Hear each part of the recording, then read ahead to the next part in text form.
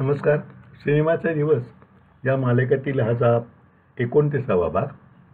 शिवराज गोरलेंनी जे मला कथा सांगितली आणि जे पूर्ण स्क्रिप्टच माझ्याकडे दिलं, त्या सारांश काय होता हे मला शेअर करायला आवडेल. मावशीच्या आधाराने राहणाऱ्या अजय व विजय या दोन बेकार तरुणांना खूप खटपटीनंतर नोकरी मिळते. प्रेमही जमते, पण तेथील मॅनेजर स्वतःच्या अफरातफरीचा त्यांच्यावर घालून त्यांना डच्चू देतो. पुन्हा बेकारीच्या जागी होरपळताना त्यांना वेगळीच कल्पना सुचते. लाल गेंडा या नावाने एक दरोडेखोर तेव्हा धुमाकूळ घालत असतो. दरोड्याच्या जागी दरोडा टाकल्यानंतर लाल गेंड्याचे लॉकेट टाकायची त्याची प्रथा असते. हे दोघे स्वतः चोऱ्या करून तेथे लाल गेंड्याचे लॉकेट टाकायला सुरुवात करतात. त्यामुळे त्या चोऱ्या लाल गेंड्यानेच केल्याचा बाबरा होतो. त्यामुळे हे कोण तोतोय म्हणून लाल गेंडा त्या दोघांच्या मागे लागतो. म्हणजे एका बाजूने पोलीस आणि दुसऱ्या बाजूने लाल गेंडा यांच्या कचाट्यात या दुक्कलीची गोची होते. लाल गेंडा यांना पकडतो, हाल करतो, पण त्यातून हे सुटतात तर पोलीस पकडतात. पोलीस लॉकअपमधून यांच्या प्रेयसी पोलिसांना गुंगीचे फवारे मारून यांची सुटका करतात. शेवटी यांना पश्चाताप होतो. ते लाल गेंड्याला पकडून देतात आणि शासनाची माफी मिळवतात. आणि शेवटी हा मार्ग खरा नव्हे म्हणून प्रेयसींशी शुभमंगल करून सन्मार्ग येतात. असा हा धुमाकूळचा कथाभाग होता. आम्ही सर्व हे विनोदी अंगाने होणार होतं. त्यात का गांभीर्य आणि दरोडा गंभीरपणे वगैरे ही काय भानगडच नव्हती. वैद्यसाहेबांची व माझी कलाकारांसमोर चर्चा होऊन लक्षा व अशोक हे दोन तरुणांच्या विनोदी भूमिकासाठी, मावशीसाठी उषा नाडकर्णी, लाल गेंडा म्हणून राहुल सोलापूरकर, दोन प्रेयसींच्यासाठी अलका कुबल व किशोरी शहाणे अशी मुख्य पात्रयोजना ठरली. लक्षा आणि अशोक हे तेव्हा खूपच व्यस्त कलाकार होते आणि आम्हाला ते दोघी एकाच वेळी लागणार होते. त्यामुळे त्यांना भेटून त्यांच्या तारखा मिळतील त्याप्रमाणे शूटिंगचे शेड्यूल ठरवायचे असे ठरले. मध्यंतरीच्या काळात अनिल मोहले यांना भेटून गाण्याचे काम व रेकॉर्डिंग पूर्ण करून घ्यायचे असाही विचार आम्ही केला. म्हणजे गाणी हातात तयार असली की त्या दोघांच्या तारखा मिळाल्याबरोबर शूटिंगची सुरुवात करणे शक्य झाले असते. संगीत अनिल मोहिले देणार हे ठरले होते, पण गाणी मात्र सुधीर मोघेंना सांगूया असे माझ्या मनात होते. मी सुधीरला भेटून धुमाकूळचे कथासुद्धा सांगितले, पात्रयोजनेची कल्पना दिली. अनिल मोहिले संगीत देणार हेही सांगितले.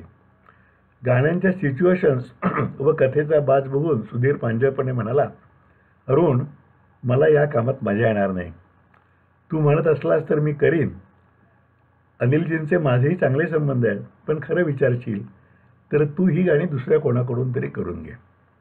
मलाही त्याचे म्हणणे रास्त वाटले, कारण सुधीरच्या एकूण पिंडाला आणि प्रकृतीला मानवणारी ही कथा नव्हती.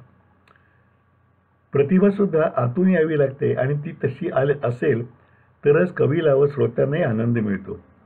मी सुधीरचा स्नेहपूर्ण नकार स्वीकारला आणि अनिलजींच्याच विचाराने गीतकार निश्चित करायचं असं ठरवलं. वैद्यसाहेबांनी अनिलजींची गाठ घेऊन त्यांच्या विचाराने कवी प्रवीण दवणे यांचे नाव निश्चित करून त्यांच्याशी बोलणेही केले. त्यानुसार मग सिटिंगचा दिवस ठरवून मला निरोप मिळाल्यावर मीही मुंबई गाठली. अनिल मोहल्यांना वैद्यसाहेब अनिलच म्हणायचे, पण इतर सर्वजण भाई या घरगुती नावाने त्यांच्याशी बोलायचे. भाईंचा फ्लॅट गुलमोहर लॉजपासून चालत 5 मिनिटाच्या अंतरावर होता.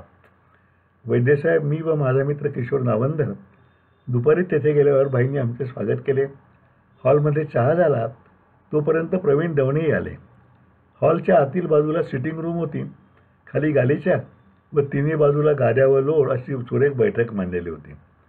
हार्मोनियम समोर उडून बाई बसल्यावर आम्ही सर्वच कोंडाळे करून बसलो. 4 गाण्यांच्या सिच्युएशन्स होत्या. त्याची कथेच्या अनुषंगाने चर्चा सुरू झाली. गोरले हे परफेक्शनिस्ट असल्याने त्यांनी त्या गाण्याची भावना व आशयसुद्धा लिहून ठेवला होता. त्या आधारानेच चाली व शब्द यांचा मेळ घालण्याचे काम सुरू झाले. पूर्वी 2 चित्रपट केलेले असूनसुद्धा तेव्हा त्याची गाणी आणि संगीतही माझ्या परस्परच पूर्ण झाले होते. त्यामुळे अशा म्युझिक सिटिंगचा माझा हा पहिलाच अनुभव होता. पहिले गाणे दोघांच्या मैत्रीचे होते. यह दोस्ती हम नहीं छोडेंगे अशा पद्धतीचे ते गाणे मोटरसायकलवर दोघांवर चित्रित करायचे होते.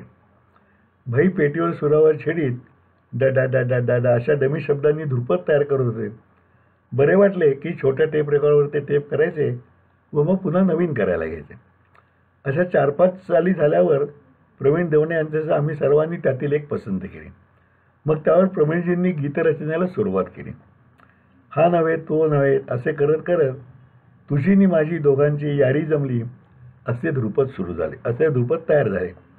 मग अंतराची सुरावट तयार करायला भाईंची सुरुवात झाली. त्या 4-6 झाल्यावर मग त्यातील एक निवडून त्या स्वरावर शब्दांचा साथ चढवण्याची कलाकुसर प्रवीणजींनी सुरू केली. असा क्रम होता होता दोन्ही अंतरे पूर्ण झाले. दुसऱ्या अंतरातील एक ओळ नीट बसेना म्हटल्यावर मी हळूच एक ओळ सुचवली. प्रवीणजींनी व भाईंनी माझ्याकडे आश्चर्याने पाहिले. आता निर्माते सुद्धा गीत लिहायला लागले काय, असा भाव त्यांच्या त्या बघण्यामध्ये होता.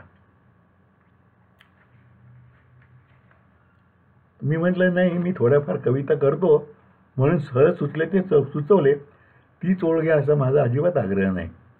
पण शेवटी ती ओळच कायम झाली.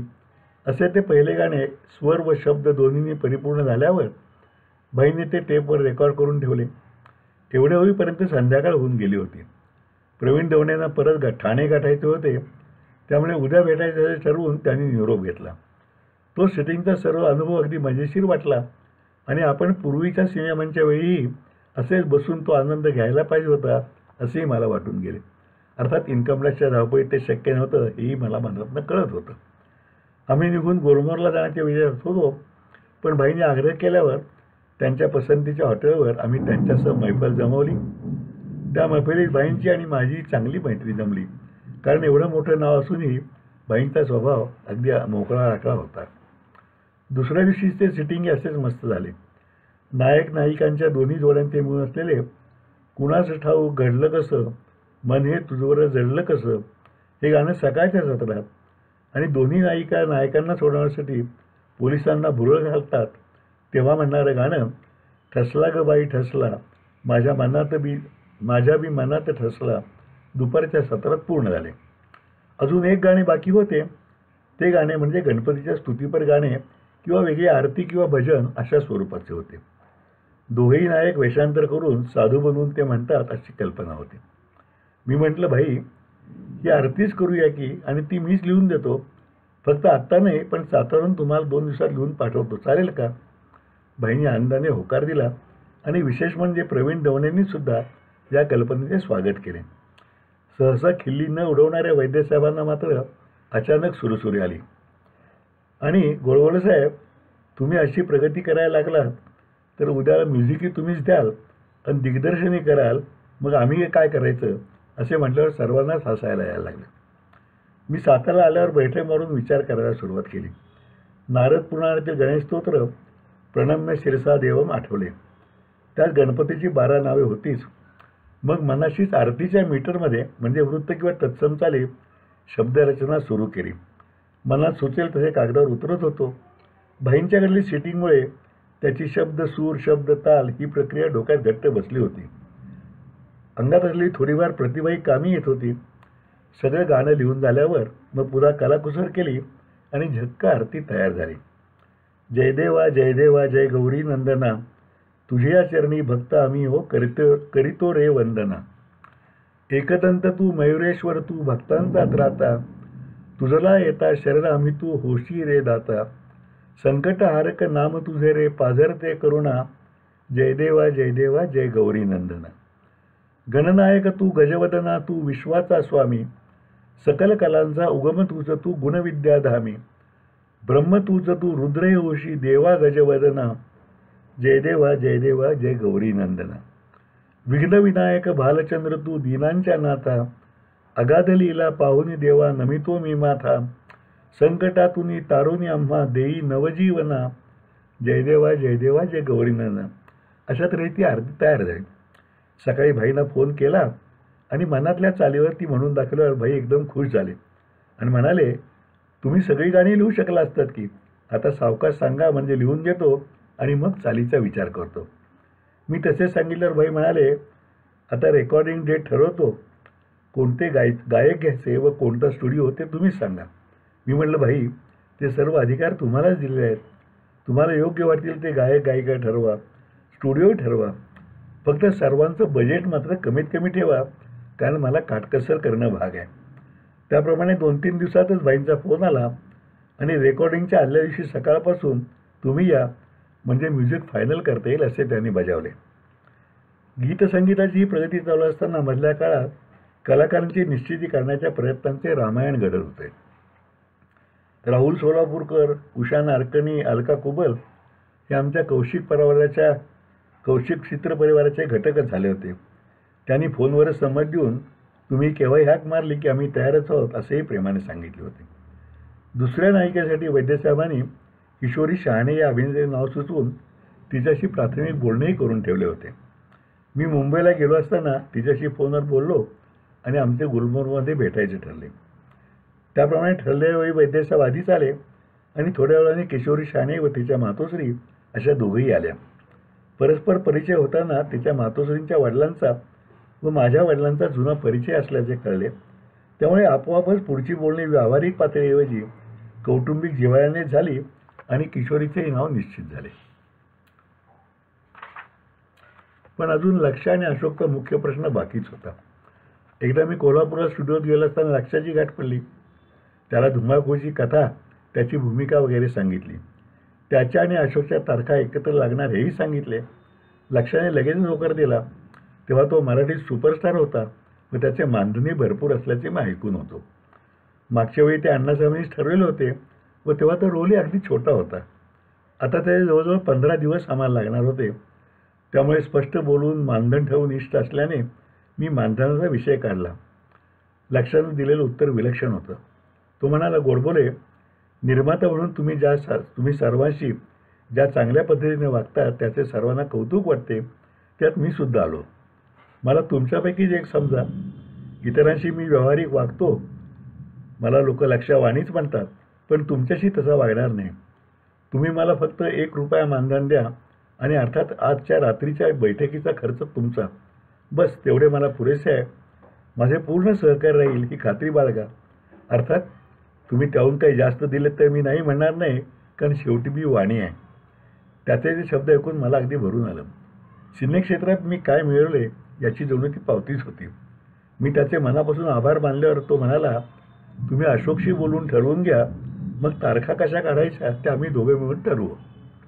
आता फक्त अशोकशी बोलायचे म्हणजे काम मार्गी लागेल अशा समाधानात मी होतो. अशोक सराफना कोल्हापूरचे सेवक अशोक मामा म्हणायचे, कारण तेव्हा लक्ष आणि अशोक एक बहुतेक महिन्यातले निम्मे दिवस कोल्हापूरलाच असायचे. अशोकचेही त्यानंतर 8 दिवसांनी कोल्हापूरला शूटिंग होते. तेथे गेलो तर तो गडबडीचा होता, पण तरी मी विनंती केल्यावर त्याने थोडा वेळ काढून माझ्याशी बोलणे केले. मी कथा, त्याची भूमिका, लक्षाबरोबरचे झालेलं बोलणं हे सर्व त्याला सांगितलं. तुम्ही दोघांनी या भूमिका केल्या तर सुपरहिट सिनेमाचे मटेरियल असे माझे सांगणे त्यालाही पटले. त्याने होकार दिला. मग मानधन व तारखांचा प्रश्न मी हळूच काढला.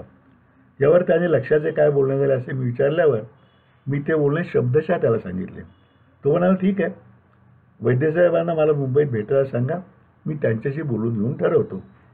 त्याचं म्हणणं मलाही पटलं. मी म्हटलं, काही हरकत नाही, पण आम्ही ऑक्टोबरमध्ये शूटिंग सुरू करणार आहे, तेव्हा तेवढ्या तारखा ॲडजस्ट करा आणि हे मुहूर्त म्हणून हा ₹1000 स्वीकार करा. त्याने होकार देऊन ₹1000 ते पाकिट स्वीकारलं आणि तो शूटिंगला परत गेला. हे सगळे जमल्याच्या आनंदात मी वैद्यसाहेबांना फोन केला आणि झालेलं बोलणं सविस्तरपणे सांगितल्यावर वैद्यसाहेबांनी समाधान वाटलं. कारण तेव्हा हे दोन्ही कलाकार इतके व्यस्त होते की त्यांच्या तारखा मिळणे फार अवघड असायचे. त्यातूनही आम्हाला दोघांच्या तारखा एकाच वेळी हव्या असल्याने आणखीन मुश्किल होते. पण आता दोघांनी संमती दिल्यामुळे तो प्रश्न सुटल्यातच जमा होता, म्हणून तर वैद्यसाहेबांचे समाधान होतं. त्यानंतर वैद्यसाहेब अशोकला 2-3दा भेटले, पण त्यातून काही निष्पन्न होईना. मग हे जमले तर काय करायचे अशी समस्या उभी राहण्याची चिन्हे जुळली. मुंबईत मी नितीन दातारशी बोललो तर तो म्हणाला, मराठी सिनेमा चांगला चालायला हवा असला तर हे दोघं हवेतच. मी म्हटले, अरे पण त्यांच्यासाठी किती वेळ थांबायचे? यावर जेवढा वेळ लागेल तेवढा वेळ थांबायचे असे त्याचे म्हणणे होते. हा गुंता काही केल्या सुटेना. बरं, लक्षाच्या जोडीला दुसऱ्या कोणाला घ्यावे तर ती जोडी जमली नसती, म्हणजे अशोकशिवाय पर्यायच नव्हता. अशात 15-20 दिवस, 10-12 फोन हे सगळं गेल्यावर मला या अधांतरी राहण्याचा विलक्षण कंटाळा आला. एकदाच काहीतरी सोक्षमोक्ष लावूया या विचाराने मी पुन्हा कोल्हापूर गाठून अशोकची गाठ घेतली. अशोक छान बोलला. आपले बोलणे झाल्यानंतर वैद्यांची गाठ पडली, पण सध्या खूप बिझी आहे हिंदीतील 3 पिक्चर चालू आहेत, त्यामुळे तुम्हाला आता तारखा देणे अवघड आहे. जवळजवळ फेब्रुवारी-मार्चपर्यंत तरी जमेल असे वाटत नाही, पण नंतर नक्की वेळ काढतो, असे त्याने सांगितल्यावर मला काय बोलावं हे क्षणभर सुचेना. मग मनाचा हिया करून म्हटलं, इतका वेळ थांबणं आम्हाला अवघड वाटतंय. आम्ही दुसऱ्या कोणाला तरी घेऊन हा सिनेमा करू का? त्यानंतरच्या सिनेमासाठी मात्र तुम्ही यायलाच पाहिजे. यावर अशोक म्हणाला, हो, माझी काहीच हरकत नाही, आणि हा विषय त्याने संपवला. मला तेथून निघण्याचीच ती प्रेमळ सूचना होती. मुंबईला जाऊन मी व वैद्यरावांनी पर्यायी नावांचा खूप विचार करून प्रशांत दामले आणि विजय चव्हाण यांची निवड निश्चित केली. दोघंही रंगभूमीवरचे कसलेले कलाकार होते. त्यांची नाटके खूप चालत असल्याने ते लोकप्रिय होते. विजयशी फोनवर बोलल्यावर त्याने लगेचच होकार दिला. प्रशांत दामले तेव्हा वडाळ्याच्या बेस्टच्या क्वार्टर्समध्ये राहत होता. जवळच असल्याने आम्ही समक्षच गेलो, पण तो घरी नव्हता. पण नंतर फोनवर त्याने संमती दिली आणि ती विनोदी जोडी निश्चित झाली. लगोलग आम्ही लक्षाची गाठ घेऊन झालेली हकीकत व त्यामुळे आम्हाला घ्यावा लागलेला निर्णय सांगितला. अत्यंत चांगुलपणाने आणि मनात काही किंतु न आणता लक्ष म्हणाला, तुम्ही ठीक केलेत. ते दोघेही सध्या फॉर्मात आहेत. मी व अशोक सध्या खरंच खूप बिझी असल्याने तुमची अडचणच झाली असती. तुम्ही हा सिनेमा करा, पण पुन्हा केव्हाही लागेल तेव्हा माझे सर्व सहकार्य असेल ही खात्री बाळगा. त्याचा आभार मानूनच वैद्यचव्हाण मी बाहेर पडलो. हा निर्णय एका दिवसातच नाच बिल्डिंग व मराठी सिनेवर्तुळात पोचल्यावर अनेकांनी आम्हाला वेड्यात काढला. त्यात नितीन दातारी होता. शिवराज गोरलेही नाराज झाले. पण आता एकदा विचारपूर्वक निर्णय घेतल्यावर आम्ही तो बदलणार नव्हतो. हे सगळे रामायण मधल्या काळात घडून गेले आणि त्यानंतरच गाण्याच्या रेकॉर्डिंगचा मुहूर्त होता. आज इथेच थांबूया. गाण्याच्या रेकॉर्डिंगचा किस्सा गमतीशीर आहे. तोही पुढच्यात येईल. पण तेव्हा मला लोकांनी सांगितलं, म्हणजे नितीन दातार माझा मित्र आहे, तेव्हा होता, आजही आहे, की तो म्हणला सिनेमासाठी रॉस्टार जेवढा गरजेचा आहे त्याच्यापेक्षा लक्ष आणि अशोक त्यात असणं जास्त गरजेचं आहे, तो चालायचा असेल तर. इतकं लक्ष अशोकचं तेव्हाचं महत्त्व मराठी इंडस्ट्रीमध्ये होतं. आणि आम्ही तर त्या दोघांना सोडून विजय चव्हाण आणि प्रशांत दामले ही नवीन जोडी तयार केली होती. ही नवीनच जोडी होती. त्या दोघांच्या म्हणून असा कुठले एकत्र पिक्चर आला नव्हता. नाटकं दोघांनी बरोबर खूप केली ती, चांगली चालतही होती ती. पण सिनेमात ही दोघं जोडी कशी दिसेल, लोक कसे ॲक्सेप्ट करतील हे माहीत नव्हतं. एका दृष्टीनं वैद्यसेवानी आम्ही थोडा जुगारच खेळला होता. पण मला ठीक आहे, करायचं, एकदा ठरवलं तर आपण करायचं, या निश्चयानं आम्ही तो निर्णय घेतला आणि पुढच्या कामाला लागलो. आणि आता रेकॉर्डिंगकडे आपण पुढच्या भागात जाऊया.